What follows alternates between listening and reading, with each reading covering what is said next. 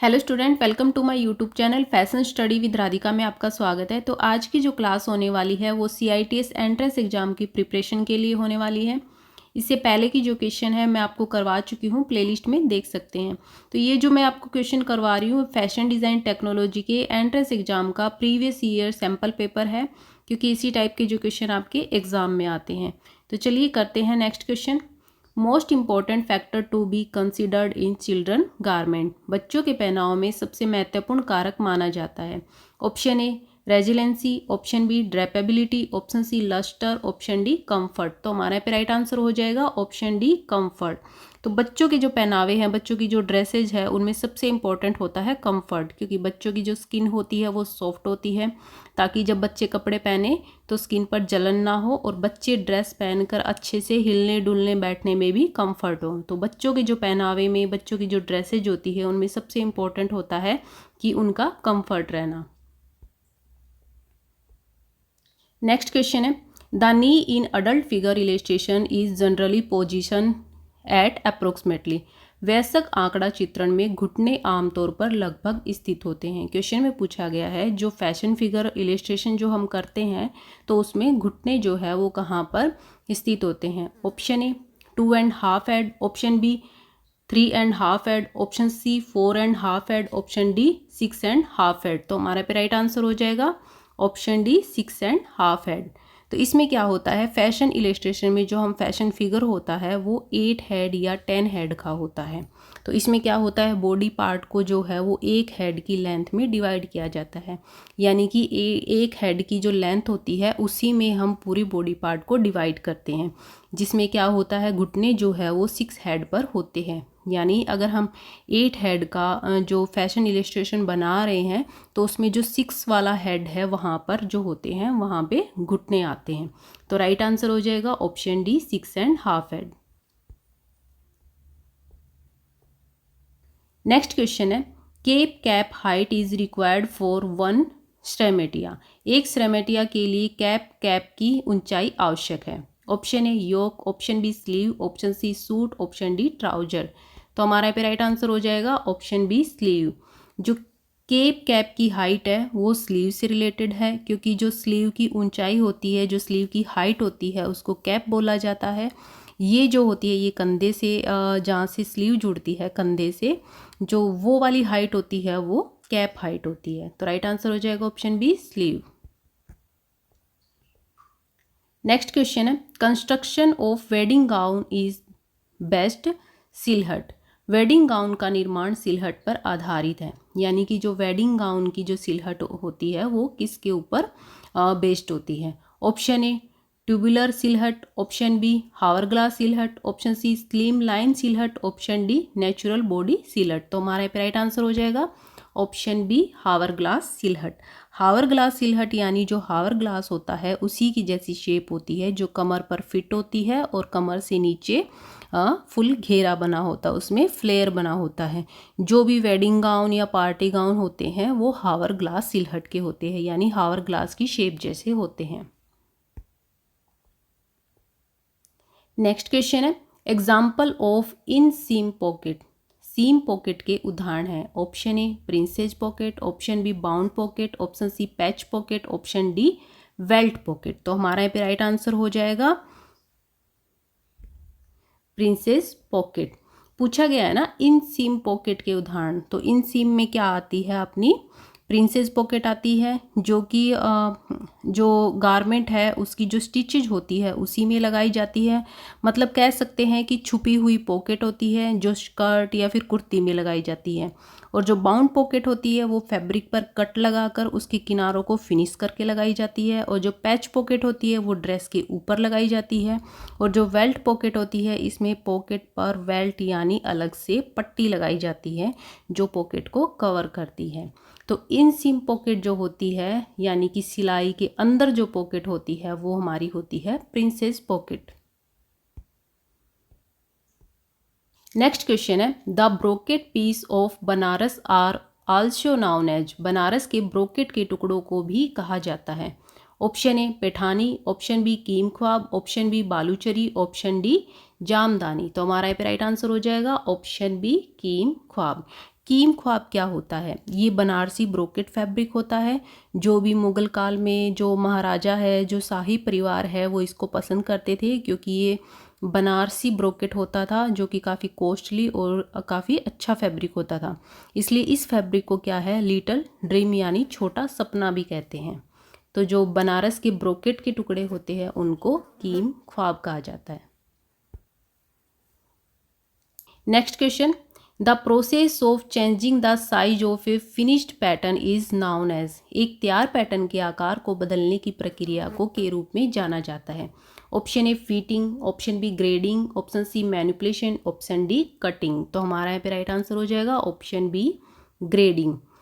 पूछा गया है ना पैटर्न के आकार को बदलने की प्रक्रिया, तो मैंने पहले भी बताया कि क्वेश्चन में अगर ऐसे आ जाए कि किसी भी आकार को कम या बड़ा करने की प्रक्रिया या फिर आकार को बदलने की प्रक्रिया, तो जो भी होता है वो क्या होता है हमारा ग्रेडिंग। इसको आप ग्रेडिंग बोल सकते हो, इसको आप पैटर्न ग्रेडर बोल सकते हो, इसको आप पैटर्न ग्रेडिंग भी बोल सकते हो। यानी कि साइज में चेंज करना वो ग्रेडिंग होता है। एक ऐसा मास्टर साइज होता है जैसे कि एम साइज हो गया तो उसको हम एस में या फिर एल और एक्सएल में बदलने की जो टेक्निक होती है वो ग्रेडिंग कहलाती है। आकार बदलने की टेक्निक ग्रेडिंग, पैटर्न ग्रेडिंग या पैटर्न ग्रेडिंग होती है। नेक्स्ट क्वेश्चन है, टेक्सचर इज ऑफ डिज़ाइन, बनावट डिज़ाइन की है। Option A element, option B principle, option C shape, option D fabric. तो हमारा पे राइट आंसर हो जाएगा option A element. Element of design, elements of design में क्या क्या आता है, जैसे लाइन, शेप, टेक्सचर, कलर, ये सभी आते हैं। जो डिज़ाइन के तत्व होते हैं वो line, shape, texture and colour होते हैं। और जो टेक्सचर होता है वो क्या होता है, किसी भी ऑब्जेक्ट की बनावट बताता है, यानी कि वह खुरदरा है या मुलायम है तो वो बताता है। तो टेक्सचर जो होता है वो एक एलिमेंट होता है। नेक्स्ट क्वेश्चन है, an element of art which refer to lightness and darkness of art is known as. कला का एक तत्व है जो कला की लपट और अंधेरे को संदर्भित करता है के रूप में जाना जाता है। Option A value, option B intensity, option B emphasis, option D space. तो हमारे पे राइट आंसर हो जाएगा ऑप्शन ए वैल्यू। वैल्यू क्या होती है, वैल्यू का मतलब है किसी भी डिज़ाइन के कलर की ब्राइटनेस व डार्कनेस को बताता है। यानी हम किसी भी कलर में वाइटनेस, अगर वाइट कलर मिक्स करते हैं तो उसकी वैल्यू चेंज हो जाती है, यानी कलर लाइट हो जाता है। और अगर हम किसी कलर में ब्लैक मिक्स करते हैं तो वो डार्क हो जाता है, तो उसकी वैल्यू क्या है, वो चेंज हो जाती है, यानी वो डार्क हो जाता है।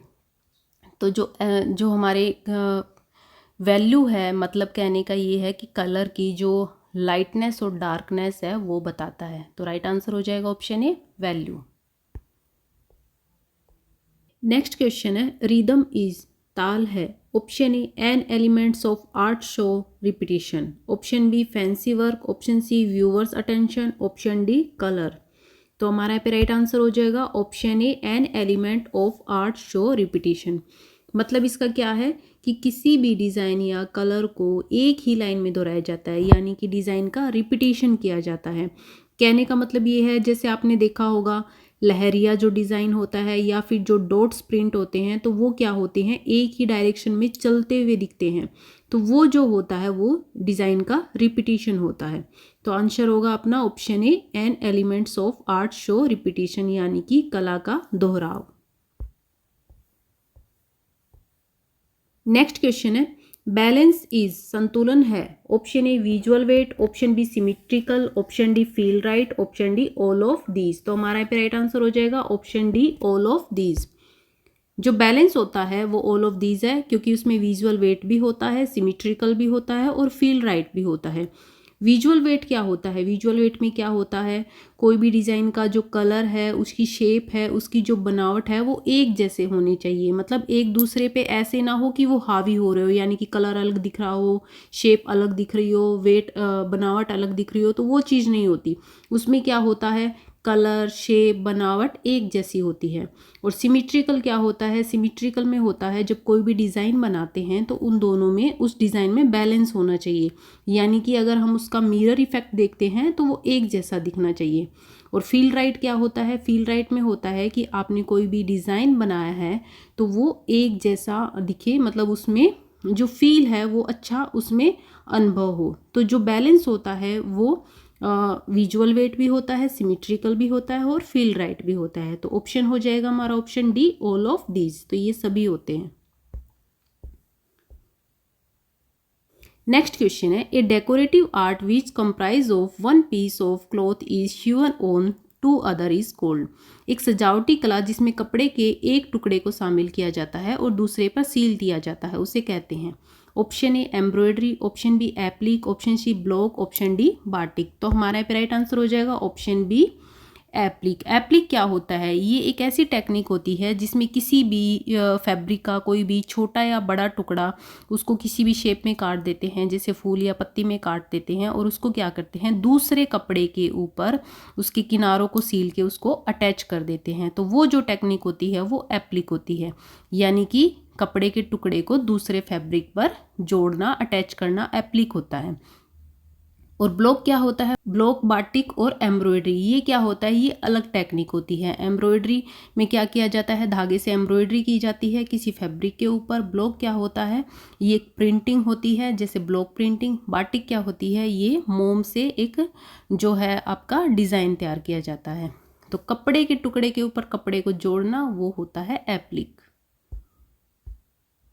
नेक्स्ट क्वेश्चन है, things which are use to enhance the aesthetic property of garment is known as. जिन चीज़ों का उपयोग परिधान की सौंदर्य संपत्ति को बढ़ाने के लिए किया जाता है उन्हें के रूप में जाना जाता है। Option A accessories, option B jewellery, option C trimming, option D fabric. तो हमारे पे राइट आंसर हो जाएगा ऑप्शन सी ट्रिमिंग। ट्रिमिंग क्या होता है? ट्रिमिंग वो होती है जिसे कपड़ों को डेकोरेटिव करने के लिए यूज किया जाता है, जैसे कि बटन, जिप, लेस, गोटा पत्ती। तो ये जो चीज़ें होती है ये ट्रिमिंग होती है।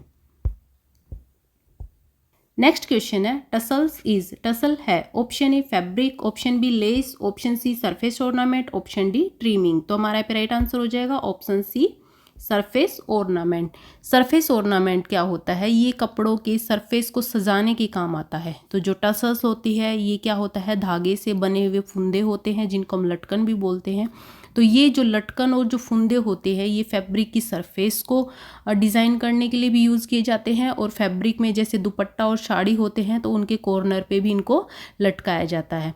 तो जो टसल्स होते हैं वो सरफेस ऑर्नामेंट यानी कि फैब्रिक की जो सरफेस है उसको डेकोर करने के लिए या डिज़ाइनिंग करने के लिए यूज़ किए जाते हैं। नेक्स्ट क्वेश्चन है, chain stitch is, chain stitch है option A filling stitch, option B knot stitch, option D outline stitch, option D cross stitch. तो हमारा यहाँ पे राइट आंसर हो जाएगा ऑप्शन सी आउटलाइन स्टिच, क्योंकि चेन स्टिच जो होती है वो किसी भी डिज़ाइन की आउटलाइन या उसके जो घेरा है उसको बनाने के लिए बनाई जाती है।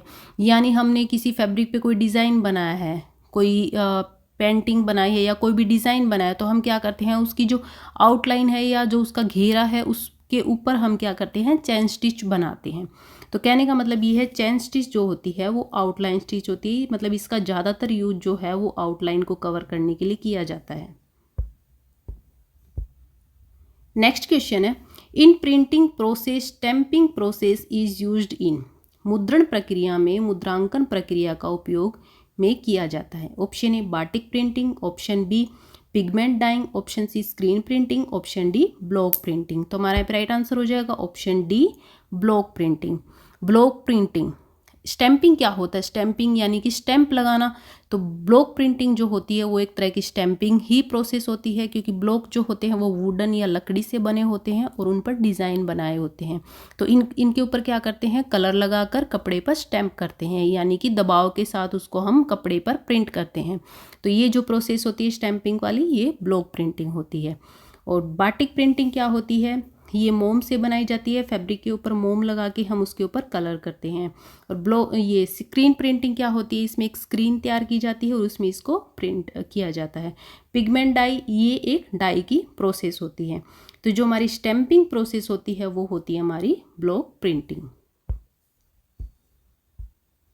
नेक्स्ट क्वेश्चन है, things use to open and close the garment is known as. कपड़ा खोलने और बंद करने के लिए इस्तेमाल की जाने वाली चीज़ों को कहा जाता है। Option A casing, option B fastener, option C cording, option D folding. तो हमारे पे राइट आंसर हो जाएगा ऑप्शन बी फास्टनर। क्वेश्चन में पूछा है कपड़ा खोलने और बंद करने, यानी जब हम पहनते हैं तो बंद करने और निकालते हैं तो खोलने के लिए हम कौन से फास्टनर का यूज़ करते हैं। तो वो होते हैं फास्टनर, क्या होते हैं, जैसे बटन, हुक, आई, तो ये जो होते हैं ये फास्टनर होते हैं और ये जो हमारा गारमेंट है उसको खोलने और बंद करने के लिए यूज़ किए जाते हैं। नेक्स्ट क्वेश्चन है which stitch type use as applique, टाके के रूप में किस प्रकार की सिलाई का उपयोग किया जाता है। Option A ladder, option B blanket, option C weep, option D couching. तो हमारा पे राइट आंसर हो जाएगा ऑप्शन बी ब्लैंकेट, यानी कि जो एप्लिक वर्क है तो उसको कवर करने के लिए ब्लैंकेट स्टिच का उपयोग किया जाता है। ब्लैंकेट स्टिच यानी कि जो उसके किनारे हैं, आप एप्लिक कब करते हैं, एप्लिक में क्या करते हैं, छोटे टुकड़ों को बड़े कपड़े के ऊपर जोड़ा जाता है। तो वो कैसे जोड़ा जाता है, ब्लैंकेट स्टिच से जोड़ा जाता है, यानी उसके जो किनारे होते हैं उसके ऊपर ब्लैंकेट स्टिच की जाती है। नेक्स्ट क्वेश्चन है which type of stitch catch a loop of the thread on the surface of the fabric, किस प्रकार की सिलाई कपड़े की सतह पर धागे का एक लूप पकड़ती है। Option A chain, option B weep, option C couching, option D ladder. तो हमारा पे राइट आंसर हो जाएगा option A chain. Chain stitch जो होती है वो पिछले धागे के अंदर से निकलती है और लूप बनाती है। तो ये क्या होती है, ये चैन स्टिच होती है, यानी कि एक धागे से निकलकर दूसरे धागे में जाती है, लूप बनाती जाती है, तो वो होती है हमारी चैन स्टिच। नेक्स्ट क्वेश्चन है pashmina is a type of, pashmina का एक प्रकार है। Option A shawl from Kashmir, option B sari from Tamil Nadu, option C shawl from Himachal, option D sari from Karnataka. तो हमारा पे राइट आंसर हो जाएगा option A shawl from Kashmir. Shawl from Kashmir, pashmina जो होता है वो वूल फैब्रिक होता है और इसमें जो है सबसे ज़्यादा मतलब बारीकी होती है और फाइन होता है ये, और इससे क्या है सोल बनते हैं जो कि सॉफ्ट एंड बारीक एम्ब्रॉयडरी के लिए फेमस है। पश्मीना जो शॉल होता है वो काफ़ी फेमस होता है, तो ये जो होता है ये कश्मीर का फेमस है। तो राइट आंसर हो जाएगा शॉल फ्रॉम कश्मीर। तो 40 क्वेश्चन जो है वो कंप्लीट हो चुके हैं। नेक्स्ट वीडियो में हम नेक्स्ट क्वेश्चन करेंगे। आई होप आपको मेरे क्वेश्चन समझ में आ रहे होंगे, क्योंकि मैं आपको एक एक क्वेश्चन जो है वो समझा भी रही हूँ साथ में, ताकि आप अच्छे से उन क्वेश्चन का मतलब समझ पाएँ। आप मेरी वीडियो शेयर कीजिए ताकि आपके साथ जो भी एंट्रेंस की तैयारी कर रहे हैं उनको भी हेल्प मिल सके। अगर मेरी वीडियो मेरे क्वेश्चन आपको समझ में आ रहे हैं तो मेरे चैनल को सब्सक्राइब कीजिए ताकि आपको और अपडेट मिलती रहे, आपको और जो है इम्पोर्टेंट क्वेश्चन मिल जाए। Okay, thank you.